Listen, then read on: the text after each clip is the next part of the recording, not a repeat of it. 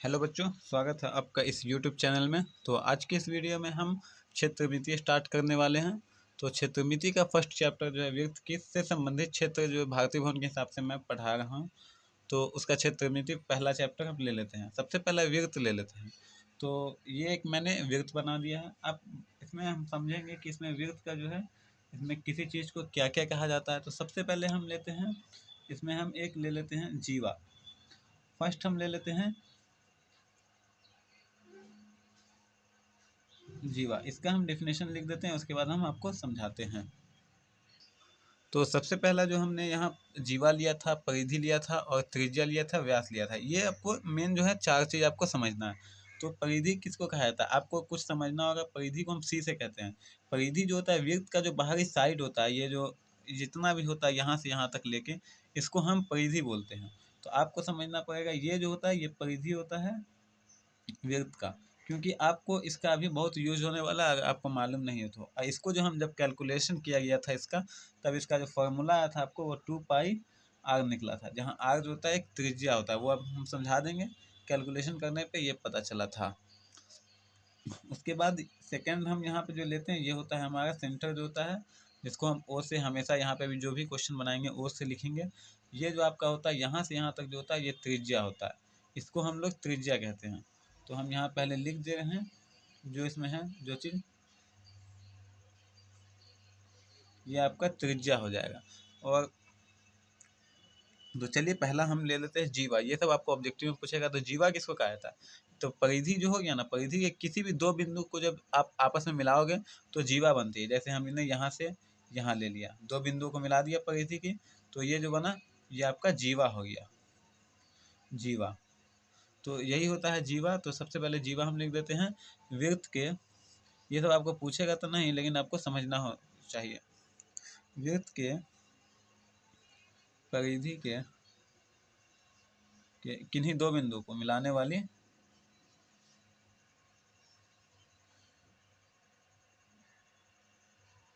बिंदुओं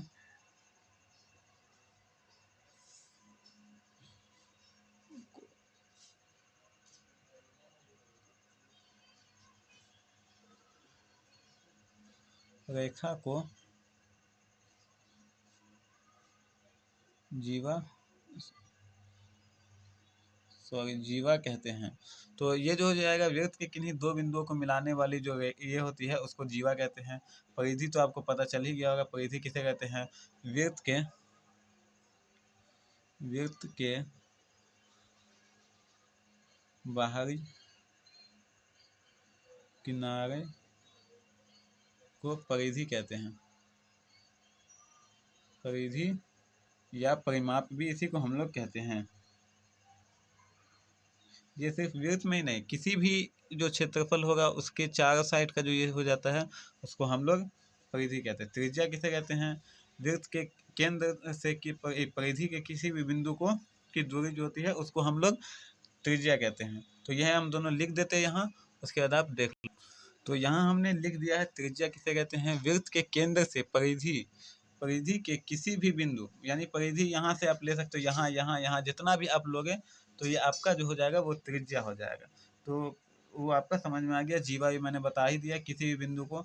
और व्यास जो होता है वो होता है वृत्त के की जो सबसे बड़ी जीवा होती है उसी को व्यास कहा जाता है।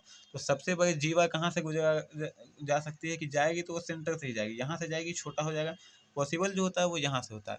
तो उसी को कहा जाता है कि वृत्त की सबसे बड़ी जीवा को व्यास कहते हैं, जिसकी लंबाई त्रिज्या की दुगुनी होती है। त्रिज्या को हम लोग छोटा आर से लिखते हैं, परिधि को हम लोग सी से लिखते हैं।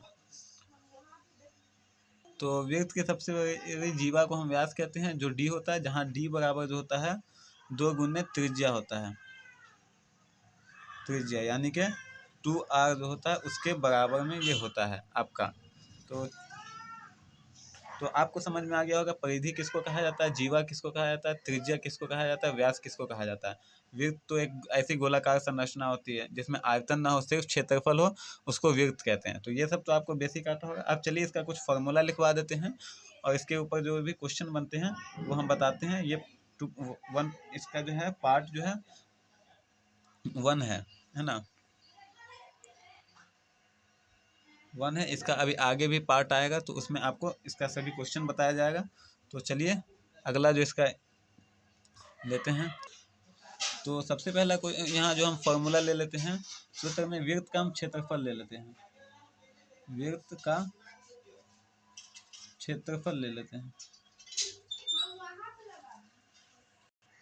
तो ये वृत्त का क्षेत्रफल जो होता है ये होता है पाई आर स्क्वायर होता है। यहाँ आर जो त्रिज्या हो जाएगा, यहाँ लिख देता हूँ, आर जो हो जाएगा आपका त्रिज्या हो जाएगा, त्रिज्या हो जाएगा। अब पाई का मान जो होता है आप अपने हिसाब से कभी 22.7 भी लिख सकते हो, कहीं कहीं 3.14 दोनों लिख सकते हो। तो आपको जैसा देखने को समझ में आएगा वो डाल के आप आंसर सॉल्व करोगे। उसके बाद दूसरा फॉर्मूला जो आता है वो होता है इसका परिधि होती है। इसकी परिधि की लंबाई पीछे तो मैंने बताया ही था, तो वो होता है आपका 2 पाई आर होता है।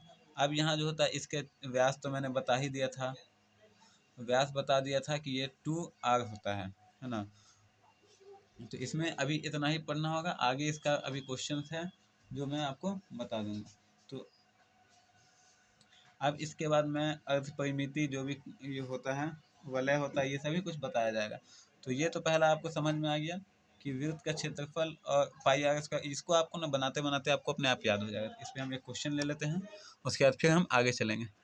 तो फर्स्ट क्वेश्चन हमने ले लिया है कि एक वृत्ताकार गोले है जिसका व्यास हमने 14 मीटर ले लिया है, और उस गोले का हमको क्षेत्रफल तथा बाहरी किनारे जो निकालना है। बाहरी किनारा हमने से बताया था जो परिधि होता है। तो इसको सॉल्व करने के लिए सबसे पहले आपको एक फिगर बना लेना है। वृत्त जैसा भी हो आपको, आपके पास तो होगा एग्जाम में, तो वो आपको बना लेना है। यहाँ पे सेंटर आपको इसका व्यास दे चुका है, तो व्यास हम यहाँ पे 14 मीटर दे देते हैं।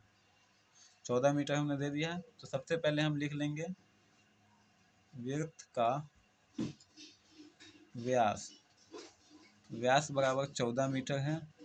इसको हम डी से भी यहाँ डी लिख देंगे, और हमको निकालना क्षेत्रफल है। तो क्षेत्रफल को वैसे हम लोग एरिया लिखते हैं, तो ए से हम डिनोट कर सकते हैं कि हमको ये निकालना है, और परिमिति निकालनी है ना। तो परिमिति ये हमको निकालना है, जिसको हमने सी से बताया था, सरकमफेरेंस होता है। तो ये हम दोनों निकालना है। तो सबसे पहले हम त्रिज्या निकाल लेंगे, क्योंकि फॉर्मूला तो हमको त्रिज्या के साथ मिला हुआ है। तो त्रिज्या जो होता है वो आर बराबर होता है d/2 होता है।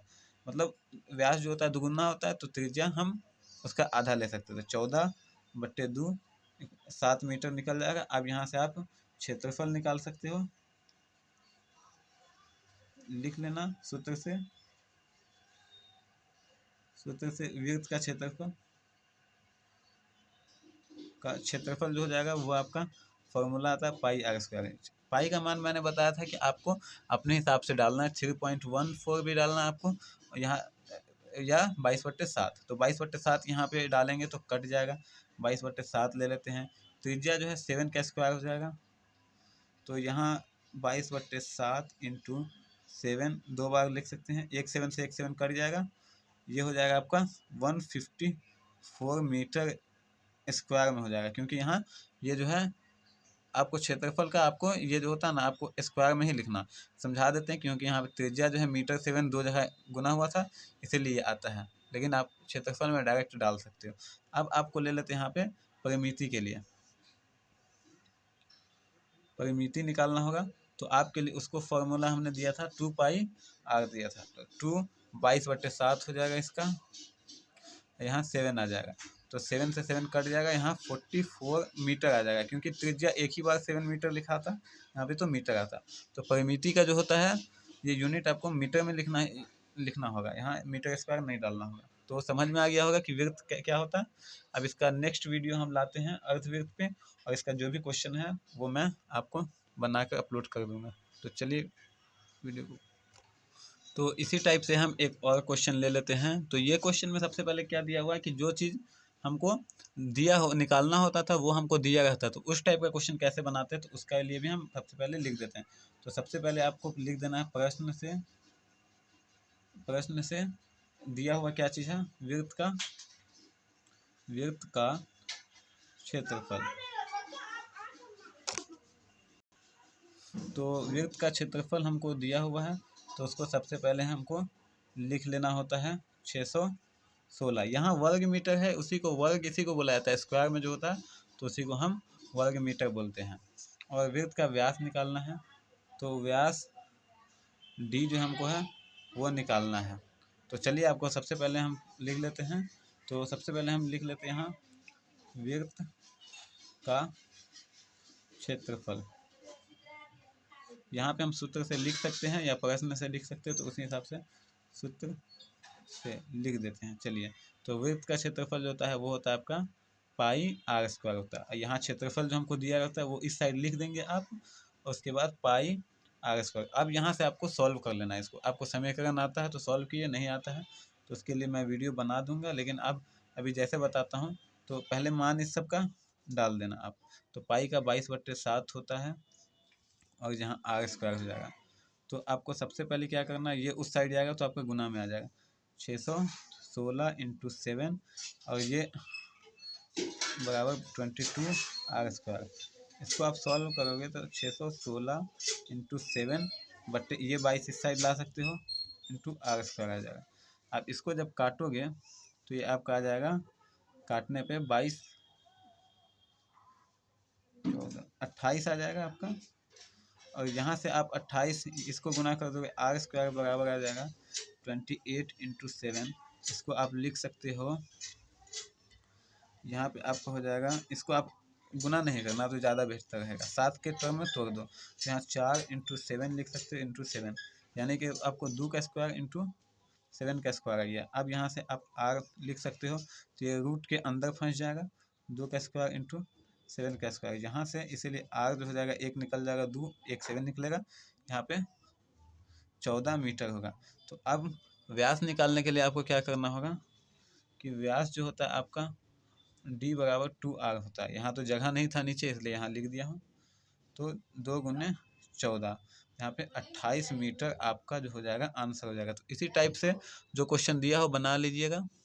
उसके बाद हम नेक्स्ट पार्ट में आपका अर्धवृत्त जो होता है वो बताएंगे, आपको वलय जो होता है, और इस टाइप का जितने भी एडवांस क्वेश्चन होता है वो सब आपको सिखा दिया जाएगा।